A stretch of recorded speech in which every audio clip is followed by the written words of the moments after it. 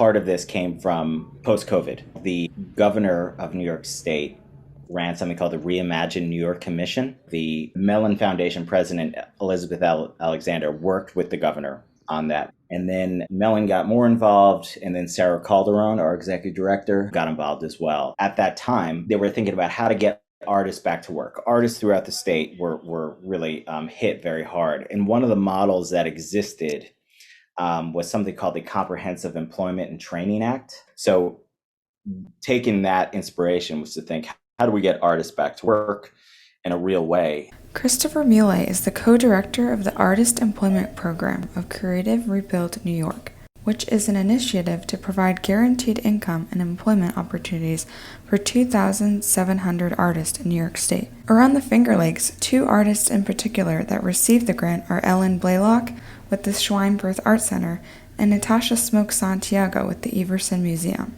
Donna Lamb is the executive director of the Schweinfurth Art Center and says Ellen immediately came to mind as a possible partner. She was really the one and only person we considered working with, partly because we already knew Ellen. We had worked with her before. We loved her artwork. She knows our community, and she was a really perfect fit for the kind of project that we hope to do. Blaylock has been an artist all her life and says she never got an opportunity like this before. I have been an artist all my life, and I have never gotten an opportunity like this, and I so much look forward to it. For about the past 27 years, I was a multimedia journalist, first a photographer and then a videographer at the Post-Standard and Syracuse.com.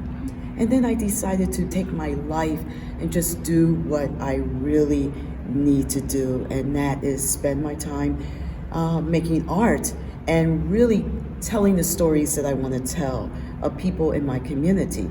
That's what I'm going to be doing in Auburn, especially within the African American community. Natasha is an artist who came to my attention fairly quickly after I got to the Everson as kind of one of the young Haudenosaunee practitioners making pottery and trying to rediscover older ways of working, trying to connect with indigenous foodways across New York State. Garth Johnson, the Paul Phillips and Sharon Sullivan curator of ceramics at the Everson Museum of Art, is excited to be working with the Seneca Nation Haudenosaunee artist Natasha Smoke Santiago. Santiago is a pottery artist specializing in the Iroquois style of pottery. My hope that this model is kind of shown as a successful model that can, keep building and keep reaching out to other artists. This is a 2-year commitment, which is terrific, and it gives us the ability to do